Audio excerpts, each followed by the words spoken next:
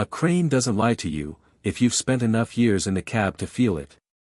I've been running tower cranes for 18 years, the last 7 of them as lead operator on downtown high-rise builds for Ortega Construction, and the specific thing nobody can teach you from a manual, the thing you only learn from thousands of hours 200 feet up, is the exact difference between wind the crane can handle and wind that's about to turn a routine lift into something considerably worse. A difference that shows up in your hands and your gut a full 10 or 15 seconds. Before any anemometer reading on a dashboard catches up to it. My name is Marisol Ortega. My grandmother, Lucia, founded this company 43 years ago with 1 crane and a handful of contracts, and for the last 2 years, even after formally handing daily operations to my father, she's remained chairwoman and the driving force behind Skylift, an AI-assisted lift scheduling and load optimization platform she championed personally, installed across every tower crane on every Ortega construction site. This is a story about my grandmother, about a system she built because she genuinely believed it would make this company's construction sites safer and faster than anything 3 generations of Ortegas managed with a wind gauge and a foreman's judgment alone, and about a November afternoon when Skylift cleared a heavy steel lift as safe while a specific, familiar wrongness in how my crane was swaying told me something the system had no way to know. Skylift came online across Ortega Construction's active sites 3 years ago, a platform built to optimize crane lift scheduling, load paths, and wind hold decisions using real-time weather data, structural load calculations, and a detailed digital model of each site's surrounding buildings, calculating safe lift windows with a precision no single foreman standing on a windy rooftop with a handheld anemometer had ever been able to match. My grandmother had pushed hard for the system from its earliest proposal, arguing, correctly, that our sites had lost real productive time over the decades to overly conservative wind holds, foremen erring cautious in borderline conditions that a more precise model could often clear safely, translating directly into faster builds and lower costs across the whole company. Skylift models the actual wind flow around every building on the site. Marisol, she told me, more than once, standing in the same trailer office she'd worked out of since before my father was born, it's not a single anemometer reading anymore, it's a full computational model of how wind moves through this specific site-specific geometry. That's a level of precision no foreman's gut, however good, ever gave this company in 40 years of building towers. I don't doubt the model's usually more precise than a single gauge reading, Grandma. What I'm telling you is that a computational model is only as good as the geometry it's actually modeling, and I've felt this crane sway wrong in conditions that read perfectly clear on Skylift's dashboard, in a pattern that doesn't match anything the system's supposedly accounting for. I want to be fair to what Skylift actually got right, because this isn't a story about a system built carelessly, or a grandmother who'd stopped caring about the operators working her family's cranes the moment she moved from the field into a boardroom. Skylift's precision wind modeling had genuinely reduced unnecessary lift delays across the company's sites by a significant margin over 3 seasons, exactly the kind of careful, defensible engineering my grandmother had poured her later career into, and I never once doubted she believed in it completely, right down to reviewing every windhold override report the system generated. What the system didn't have, and what nobody building it had fully understood the danger of, was any way to account for a change in a site's surrounding geometry that happened after the model's initial calibration, specifically the kind of change that comes from a neighboring building topping out mid-construction and beginning to funnel wind through the gap between it and our own tower in a pattern the original model, calibrated against an empty lot next door, had simply never seen and had no mechanism to automatically detect. I'd grown up around this company's cranes the way some kids grow up around a family farm, spending summers in the site trailer while my grandmother walked contracts and my father learned the business from the ground up, and I remembered, even as a girl, hearing her talk about wind holds the way other grandmothers talked about difficult in-laws, a necessary evil that cost the company real money every single season, unavoidable but never something she'd stopped resenting on some level. I understood, better than most people her engineering team ever managed to explain it to her, exactly why she'd wanted a system precise enough to finally shrink that resentment down to something manageable, and that understanding was part of why our disagreement over Skylift never once felt, to either of us, like a fight about whether the system was worth building in the first place. I need to explain the specific hazard this story turns on, because it's the actual center of everything that happened that November afternoon, and because it's exactly the kind of environmental change a computational wind model, built and calibrated at one point in time, was never designed to automatically notice once the physical world around it had moved on without it.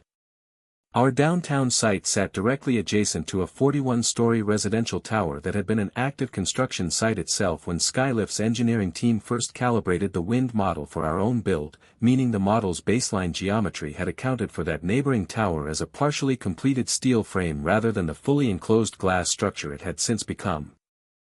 A completed, fully glazed tower behaves very differently, aerodynamically, than an open steel frame under construction, and the specific consequence at our site was a funneling effect through the roughly 90-foot gap between the two buildings, wind accelerating and turning unpredictably as it compressed through that gap at certain approach angles, a pattern that hadn't existed, in any meaningful way, when Skylift's model was first built, and that nobody had gone back to individually validate once the neighboring tower's enclosure was complete. I'd first noticed the crane behaving strangely in exactly that gap-facing orientation nearly 5 months before this story's events, a distinctive, quick lateral shudder in otherwise unremarkable wind conditions, a feeling I recognized instantly from 18 years in various cabs as the specific signature of a gust accelerating through a narrow architectural gap, a phenomenon I'd encountered on exactly 2 previous sites across my career, both times before any digital model existed to tell me anything different. Skylifts cleared every lift in that orientation at full confidence for months, Marisol. If there were a genuine funneling effect, the model's live sensor feed should be picking it up in real time, not requiring you to notice it by feel. The model's live feed is reading wind speed at a fixed sensor mount on our own tower, Grandma, not modeling how the completed neighboring building's shape is now channeling wind through that specific gap.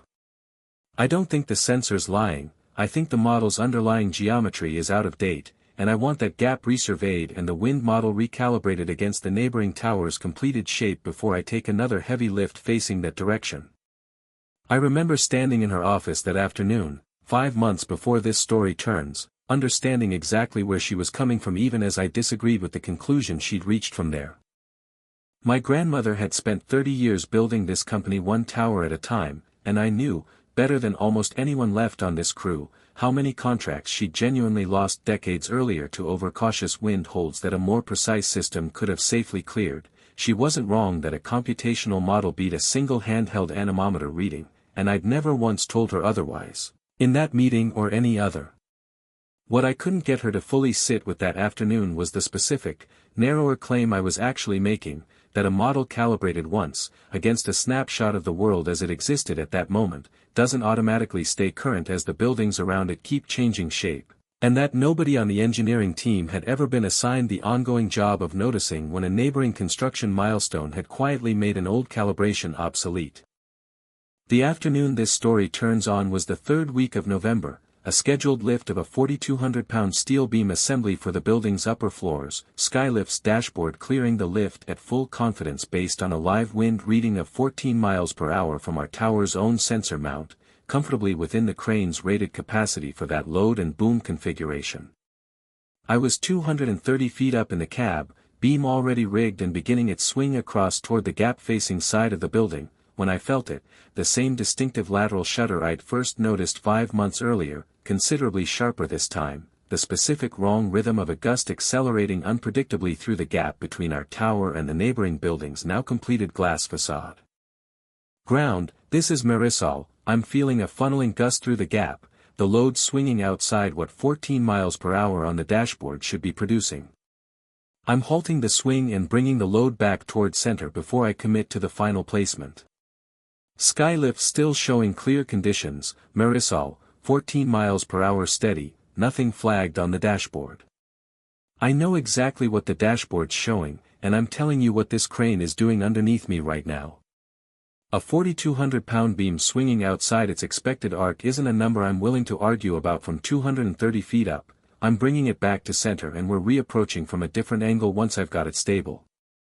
I want to describe what I actually did next, because it fell squarely within my formal authority as crane operator and, honestly, within the one rule every operator on this crew has followed since long before Skylift existed, that the person in the cab holds final, non-overridable authority over any lift in progress regardless of what any dashboard says. A rule my own grandmother had personally insisted on writing into every site safety protocol decades before she ever built a system that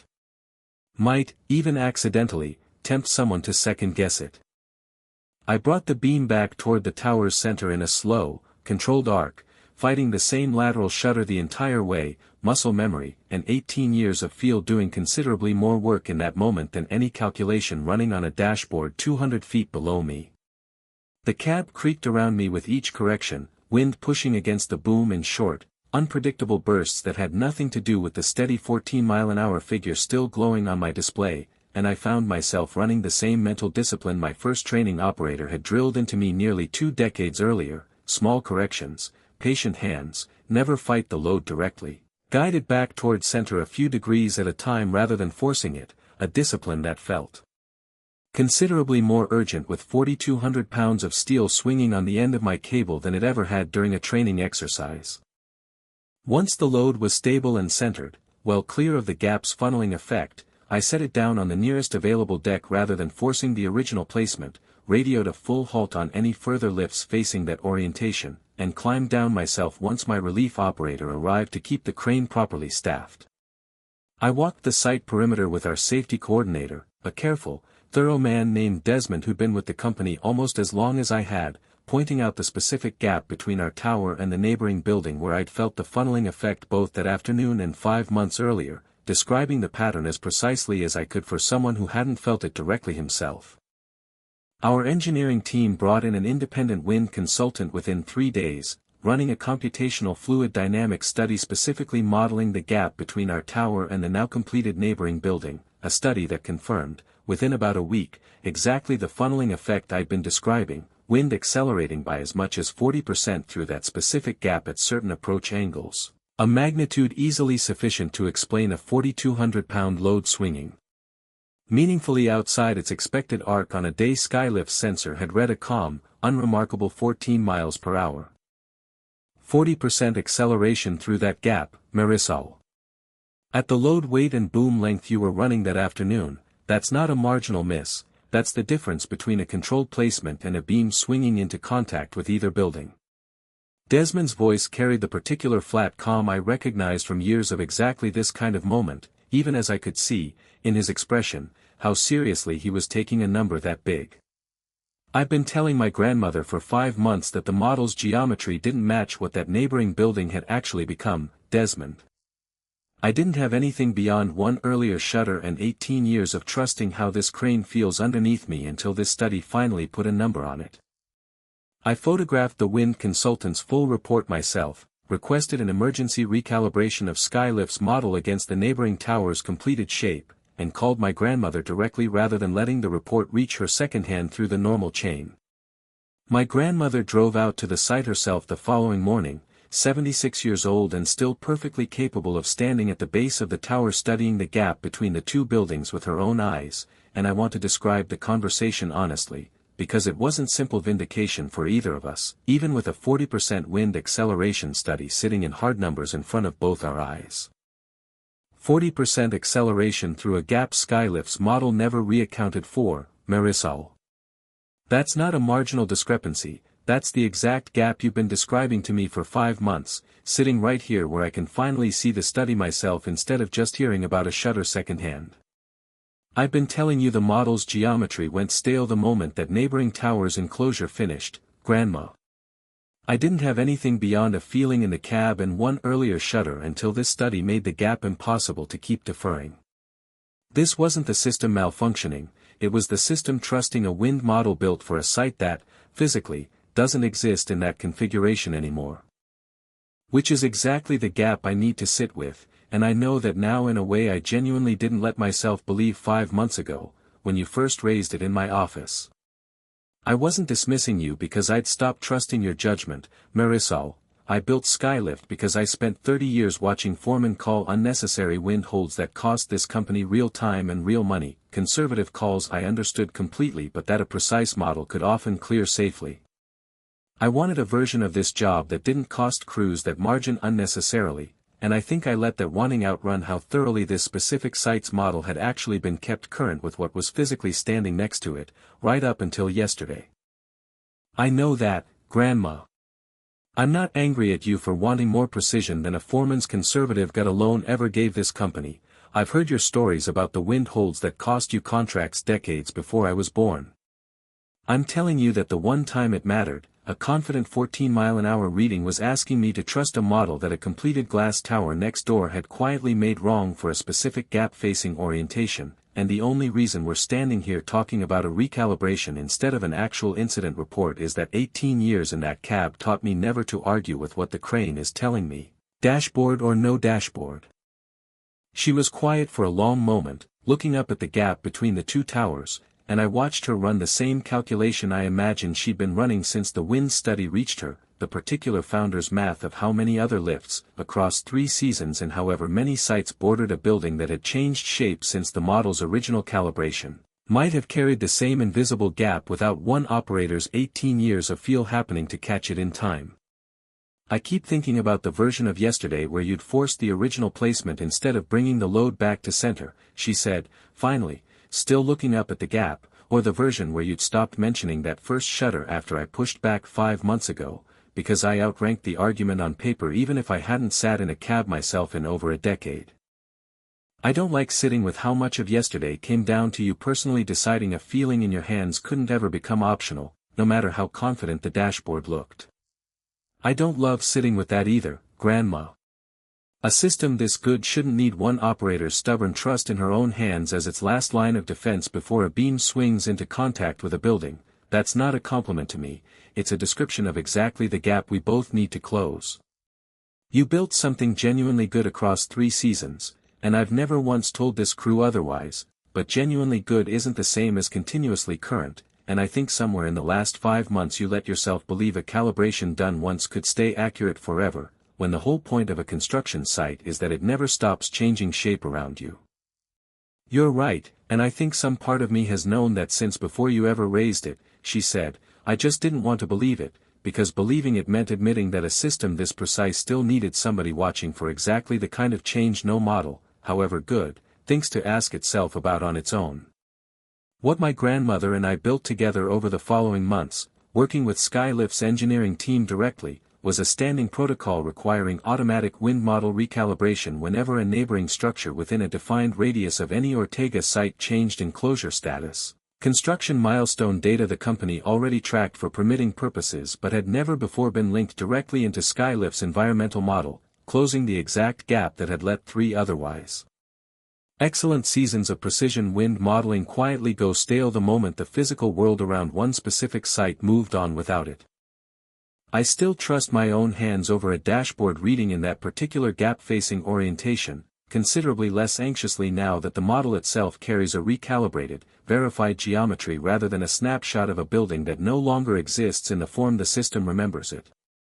Desmond still brings up that November afternoon occasionally, over coffee in the site trailer, the particular halted lift neither of us has ever needed to explain twice to anyone who's since heard the full story. My grandmother and I talk about Skylift's ongoing refinement most Sundays now, in the same office she's worked out of for 43 years, except the conversation carries a specific new weight neither of us fully had before that November lift. She told me once that the hardest part of the whole episode wasn't the recalibration protocol at all, it was sitting with how completely 3 clean seasons had let her trust a wind model's geometry as current, right up until her own granddaughter's insistence on trusting 18 years of feeling this crane sway correctly finally made the gap impossible to keep deferring. A crane doesn't lie to you, if you've spent enough years in the cab to feel it, and what I've learned, watching a system my own grandmother built get this one thing wrong for 5 months before finally getting it right, is that the most dangerous gap in a genuinely well-built system is often the one hiding inside a piece of the world that used to be accurately modeled and simply stopped being true the moment something changed shape next door. It took a 40% gust through a 90-foot gap, a halted lift 230 feet up, and a grandmother and granddaughter who trusted each other enough to argue honestly across an office 5 months before it mattered, to finally close a gap that 3 otherwise excellent seasons of engineering had never quite found their way to on their own.